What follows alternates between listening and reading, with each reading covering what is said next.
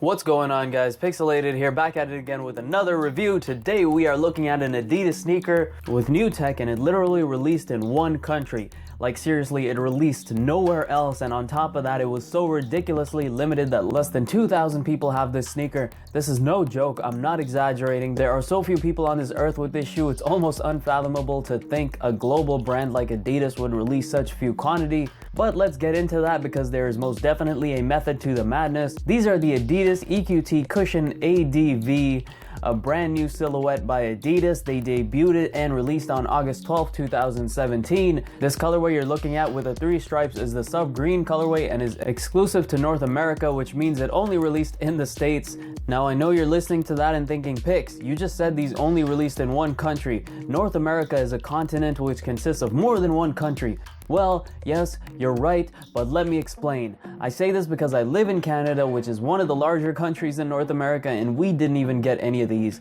That's right, the North American country that I live in, which is Canada, did not get any.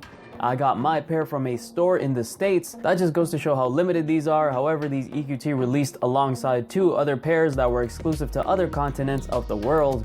We have the blue pair that was exclusive to Europe and the red pair that was exclusive to Asia. As far as I can remember, the Asian red pair is the most coveted of the 3. I mean, when you see where most of the hypebeasts with money are coming from, who's really surprised here? Not me, son.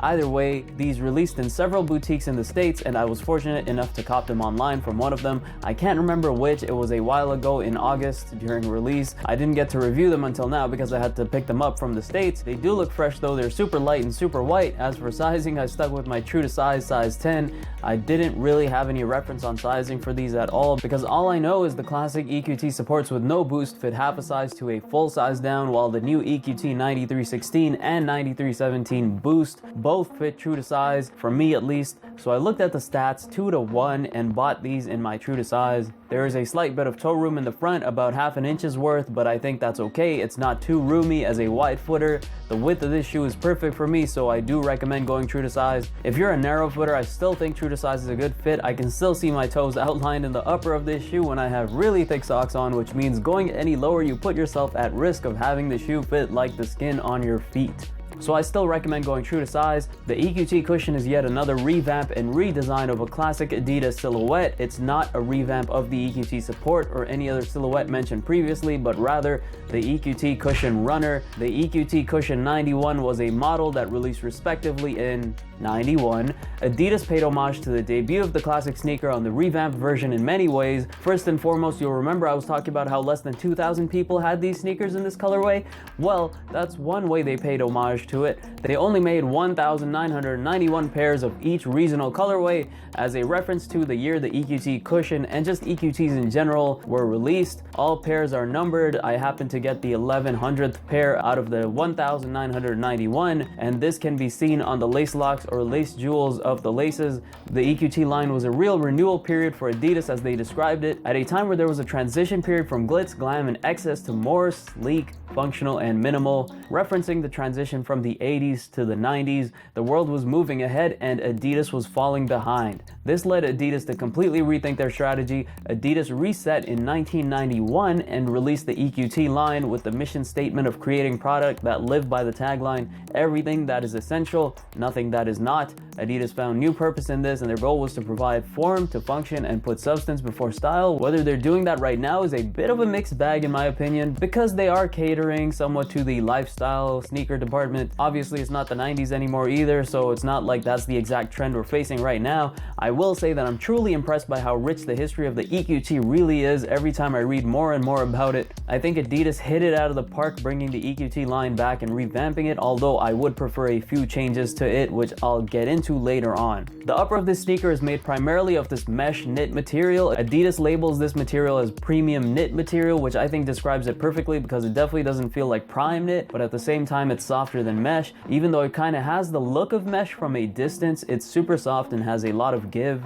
Looking back at the EQT Cushion 91 runner, it also had a soft nylon or mesh upper inlay as well, and seeing as soft uppers are pretty much the norm now, it goes without saying that this material consistency was going to uphold. Moving to the midfoot, we see the sub-green lace jewels that are branded with the numbers that indicate which pair of the 1991 pairs this one is. It is the 11,000th pair, as I mentioned earlier. Pretty cool to get a clean number like that, although an odd number would have been more unique, you know, like 69 or something. The lace cage is these two quarter circle plastic pieces that are stitched onto the upper and hold these flat white laces with gray speckles on them and green lace tips. I don't really like the feel of these laces. They feel like those old NMD laces that have that straw hat feel to them. They're also super long, way longer than is necessary for the shoe, kind of reminding me of the long and annoying NMD laces once again. The shoe did come with all white flat extra laces, and these do feel softer than the stock laces. I guess they knew this could be an annoyance and wanted to drop that added value in there. I would much rather have the soft laces in there as well. We then have this cloth-like tongue, and although it's a one-piece tongue almost, I do prefer this design to the typical burrito tongue that you see on EQTs that are part of the EQT support line. The burrito tongue just never made sense to me. It really doesn't hold your foot in place the way you'd want it to. The tongue label pays homage once again to the debut of the EQT, as it says ADV 9117 on it. We have 3 sub-green colored stripes running along the lateral and medial side made of fabric. The inside of the ankle opening is also made of fabric, pretty standard on newer EQTs, including the 9317 Boost. We then have this welded nubuck panel running across the heel with these rectangular TPU counters on each side of the heel. Not only is this here for added support, it is a straight up rip from the OG silhouette as well. Obviously it's not a rip since it's the same company, but you know what I mean. Onto the midsole. This is probably my favorite part of the shoe. You can see that this is an all white EVA midsole. Now I don't know what the OG Cushion midsole felt like, but the EVA on this is super soft, and EVA isn't a new technology by any means. Many old school runners, if not like 99.9% of them, use EVA midsoles, but Adidas has found a way to make these super soft, like you can actually press them in, and it's not just a gimmicky thing, because when you step in these and land on your heel, you definitely get much more shock absorption than you do with regular sneakers. That's not to say it's Boost, because it's not, but we'll get into that in a bit. Then we have this gray TPU shell covering the soft EVA midsole, and if you take another glance at the 91 Cushion runner, you'll see that these elements of design were inspired directly from the shoe, but just exaggerated and revamped with newer materials to make the design more futuristic and current. We have the tiny 3 stripes on the EVA midsole and the same blocking design on the gray portion, albeit extremely exaggerated in comparison. If you look at it closely enough, it may look a little like the Lego blocks on an NMD, with 2 popping out on the lateral side and 1 on the heel portion of the medial side. The all gray outsole is ribbed with thick grooves for traction. Now when it comes to comfort, one thing to note is you'll see these gray stripes on the vamp of the shoe. It might just seem like a design cue, but that's actually TPU welding to prevent the knit from giving too much and your foot from sliding side to side or out of place. Now, although I think it does a fair job, I personally still find this shoe has way too much give on the front side of the sneaker, at least for my preference. On occasion, the toe area just pushes forward too much. I don't feel my foot sliding from side to side, but there's definitely a bit of forward and backward action going on in there, and no amount of lacing has prevented that. So that's my one gripe with this shoe. When it comes to the soft EVA midsole, I actually love it. Following concerns that Adidas has to rely on Boost, especially since Adidas doesn't own Boost, I honestly wouldn't mind if they made this soft EVA midsole a priority. It doesn't have the insane energy return properties of Boost, but it also feels a little more normal while still providing cushioning and shock absorption to the foot.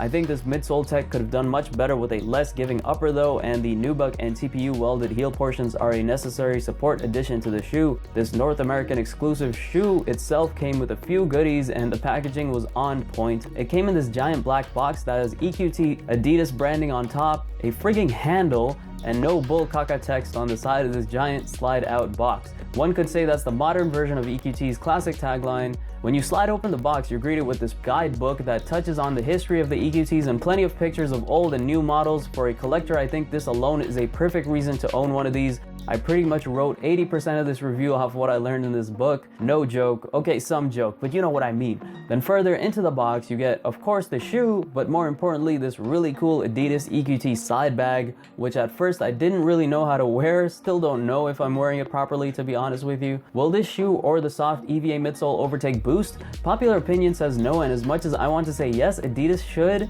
Since they don't really own Boost, I guess technically they don't own this either, so it's really not up in the air. Like I said before, these aren't more comfortable than Boost, but these are perfect for those times when Boost just becomes too much. These definitely are not going to dethrone Boost. They're much lighter though, one thing to keep in mind. As for my fit, I pretty much wore all white with these. I'm wearing my Snoopy x Cause x Uniqlo tee, Gap x John Elliott pants in white, pin rolled up, pink Kith Stance Performance socks. Kept it simple and clean. Overall, I think it's a super clean shoe. Adidas did a great job in executing the marketing for this shoe when it comes to how they paid homage to the original shoe, the original colorways of the shoe, maintaining the right design cues and revamping the right things, and especially the packaging.